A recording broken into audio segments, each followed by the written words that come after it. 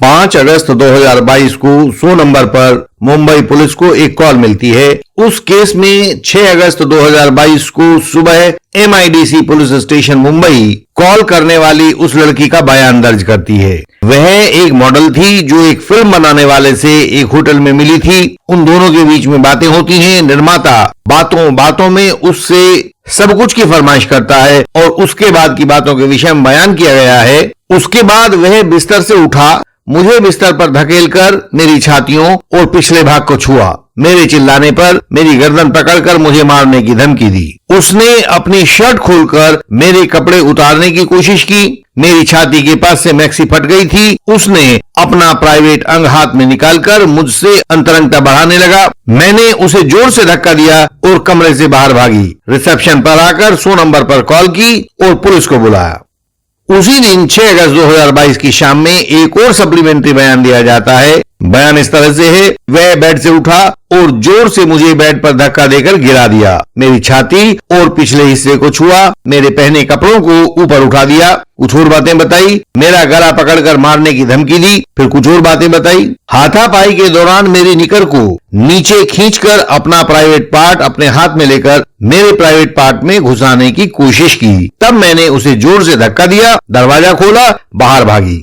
और बयान आगे बढ़ता है। शुरू में जो FIR अंडर सेक्शन 354, 354B, 506 और 506 पार्ट 2 में IPC में दर्ज किया गया था, उसमें बाद में सेक्शन 376 IPC भी जोड़ दिया गया था। 8 अगस्त 2022 को डॉक्टरी मुआयने के वक्त शिकायतकर्ता ने डॉक्टर को बताया था और डॉक्टर ने रिकॉर्ड किया था क्या पीड़िता 48 वर्षीय जिग्नेश से 5/8/2022 को रात्रि 11:15 पर मिली। जिग्नेश ने पीड़िता के प्राइवेट पार्ट्स, छाती, पेट को छुआ, गले को पकड़कर धमकाया, उसके कपड़ों को जबरदस्ती हटाकर अपने यहाँ अंग का नाम लिखा था को उसके अंग का नाम लिखा था में एक बार घुसाया। उसके बाद पीड़िता जिग्नेश को धक्का देकर रूम से बाहर भागी। उधर कॉल पर पहुंची पुलिस ने आरोपी को 5/8/2022 को ही कस्टडी में ले लिया था और सेक्शन 354, 354B, 506, 506 पार्ट 2 IPC में FIR होने से उसको बेल दे दी गई थी, क्योंकि अरनेश कुमार की जजमेंट की यही बात थी। उधर महिला 10 अगस्त 2022 को एडिशनल कमिश्नर ऑफ पुलिस से मिली, रेप की जानकारी भी दी, जो बाद वाली स्टेटमेंट्स में क्लियर किया गया था। FIR में रेप का सेक्शन जुड़वाया गया और आरोपी को जो बेल मजिस्ट्रेट की कोर्ट ने दी थी, उस बेल को मजिस्ट्रेट की कोर्ट से रिजेक्ट करवाने की अर्जी लगाई गई। मजिस्ट्रेट साहब ने वह अर्जी स्वीकार कर ली, बेल कैंसिल कर दी गई। तो जब आरोपी की बेल कैंसिल हो गई तो उसने एंटीसिपेटरी बेल के लिए सेशंस कोर्ट में अर्जी लगाई। सेशंस कोर्ट ने सुना और उस अर्जी को खारिज कर दिया, यानी कि आरोपी को एंटीसिपेटरी बेल नहीं दी। उसके बाद वह आरोपी हाई कोर्ट पहुंचा कि मुझे एंटीसिपेटरी बेल दी जाए। हमने अपने सब व्यूअर्स के लिए इंटेंसिव लीगल कंसल्टेशन शुरू करवाया है। इसमें आप पूरे केस की कंसल्टेशन ले सकते हैं या सिर्फ उस छोटी सी बात से जो आपको परेशान कर रही है उस पर भी कंसल्टेशन ले सकते हैं। हमारे senior advocates, young advocate colleagues और फॉल्स एलिगेशन वॉरियर्स सबके लिए यह सुविधा उपलब्ध है। आप 20 मिनट वाली छोटी कंसल्टेशन या पौने घंटे वाली बड़ी कंसल्टेशन कोई भी बुक कर सकते हैं। हमारे व्हाट्सएप नंबर पर मैसेज भेजकर आप अपना अपॉइंटमेंट ले सकते हैं। दोनों पक्षों की दलीलें सुनकर हाई कोर्ट ने अपने ऑर्डर में लिखा, शिकायतकर्ता के वर्णन में हुए महत्वपूर्ण परिवर्तनों को देखते हुए बिना इसकी सत्यता पर कोई भी बात कहे हुए इस स्टेज पर इन परिवर्तनों को देखकर मुझे लगता है कि आवेदक आरोपी को सुरक्षा दी जानी चाहिए।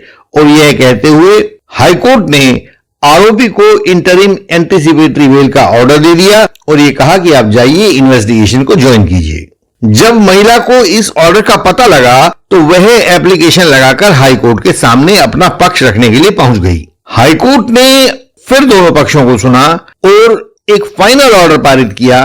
फाइनल ऑर्डर क्या था? महिला द्वारा दिए गए बयान में परिवर्तनों और वह भी 1 महीना की अवधि के बाद में किए गए परिवर्तनों के ऊपर विचार करने के बाद आवेदक को जिस अंतरिम आदेश से सुरक्षित किया गया था उस अंतरिम आदेश को अब हम कंफर्म करते हैं और इस प्रकार से उसकी एंटीसिपेटरी बेल को कंफर्म कर दिया गया। महिला इससे आहत हुई और उसने यह मामला सुप्रीम कोर्ट के सामने ले गई। जहां सुप्रीम कोर्ट ने दोनों पक्षों को सुना और 17 मार्च 2023 को अपना ऑर्डर पारित किया। केस का नाम है मिजेक्स versus the state of Maharashtra and another. Criminal appeal number 822, 823 और 2023 है, जो special leave to appeal criminal number 11104, 11105 of 2022 है। इसे जस्टिस एएस बोपन्ना और जस्टिस हिमा कोहली की बेंच ने 17 मार्च 2022 यानी कि अब से बस कुछ ही पहले तय किया था। इस ऑर्डर में सुप्रीम कोर्ट ने कहा कि आरोपी की इस बात में कतई दम नहीं है कि महिला अपने बयान बदल रही है। शुरू से ही उसके बयानों में सेक्शन 376 आईपीसी के अपराध के आधार दिखाई दे रहे हैं। हम यानी कि सुप्रीम कोर्ट हम देख रहे हैं कि इस बात के पर्याप्त प्रमाण हैं कि शुरू से ही सेक्शन 376 आईपीसी के आवश्यक तत्व शिकायत में थे, फिर भी आरोपी को सुरक्षा का ऑर्डर दिया गया। हमें लगता है कि शिकायत में शुरू से मौजूद इन आधारों पर हाईकोर्ट को आरोपी को एंटीसिपेटरी बेल देने के निर्णय से बचना चाहिए था। हमारा मत यानी कि सुप्रीम कोर्ट का मत, हमारा मत वही है जो सुप्रीम कोर्ट के 3 जजेस की बेंच ने Jagjit Singh versus Ashish Mishra alias Monu 2022 no SCC 321 में कहा था, जिसमें जस्टिस सूर्यकांत ने पीड़िता के अधिकारों पर बोलते हुए कुछ बातें कही थी। उन्होंने लॉ कमीशन की 154वीं रिपोर्ट का हवाला देते हुए कहा था कि पीड़ित या उसके लीगल रिप्रेजेंटेटिव हर एक क्रिमिनल प्रोसीडिंग में एक आवश्यक पार्टी के रूप में लिखे जाने चाहिए, ताकि आरोपी कोर्ट से जो भी रिलीफ मांगे उसको देने से पहले पीड़ित पक्ष को भी उस रिलीफ की बाबत सुना जा सके। यह सारा केस आप लोगों के सामने है, इसकी साइटेशन भी हमने साथ ही दी है। आप में से जो विद्वान व्यूअर हैं वो इसको देख सकते हैं, पढ़ सकते हैं और इस बात को देखेंगे कि क्या महिला अपने लगातार बयान नहीं बदल रही है। हमारे परंपरागत जूरिस्प्रूडेंस में यह कहा जाता है कि जो व्यक्ति अपने बयानों को लगातार बदल रहा है उसके बयानों पर विश्वास किया जाने का आधार नहीं होता। यहाँ इस केस में यह महिला लगातार बयान बदल रही है, लेकिन उसे केवल महिला होने के नाते एक विशेष दर्जे से नवाजा जा रहा है। अब इस बात को इसलिए गलत कहने के आधार नहीं है क्योंकि सुप्रीम कोर्ट ने इसको कहा है, लेकिन कम से कम हम सुप्रीम कोर्ट से यह उम्मीद तो कर ही सकते हैं कि आरोपी भी इसी देश का नागरिक है, उसके पास भी आर्टिकल 21, आर्टिकल 14 के वही अधिकार हैं जिन अधिकारों से यह पीड़ित महिला अपने बयानों में लगातार परिवर्तन कर रही है। पुराने वक्तों में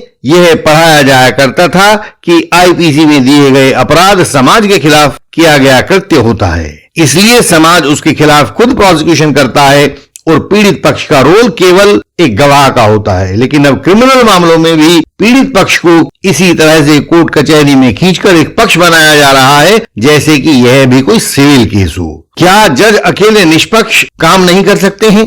वे लोग संविधान के प्रति प्रतिज्ञाबद्ध होते हैं, उन्हें निष्पक्ष होना ट्रेनिंग के दौरान सिखाया जाता है। तो अदालतों में इस बेमतलब की भीड़ और तू मैं के आयोजन करने से क्या लाभ हो सकता है?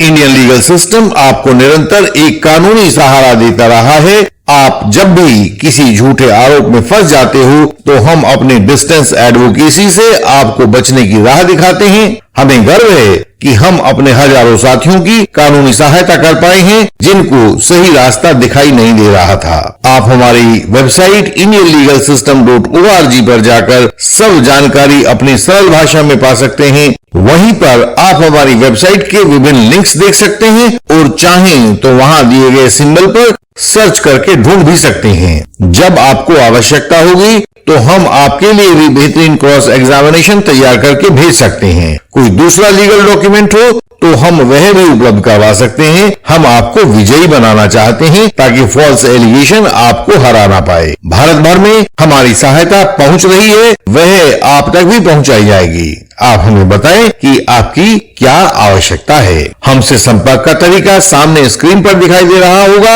आप इसको नोट कर सकते हैं यह हर एक वीडियो की डिस्क्रिप्शन में भी मिलेगा। सहायता पाने के लिए स्क्रीन पर दिखाई दे रहे हमारे व्हाट्सएप नंबर पर मैसेज भेजें, तत्काल आपको आगे का रास्ता बताया जाएगा। एक बार मेंबर बनने के बाद आप हमें हिंदी और इंग्लिश में अपना मटेरियल भेज सकते हैं, अन्य भाषा हो तो ट्रांसलेशन भेज सकते हैं। हम आपसे अगली वीडियोज में फिर मिलेंगे, तब तक के लिए प्रणाम।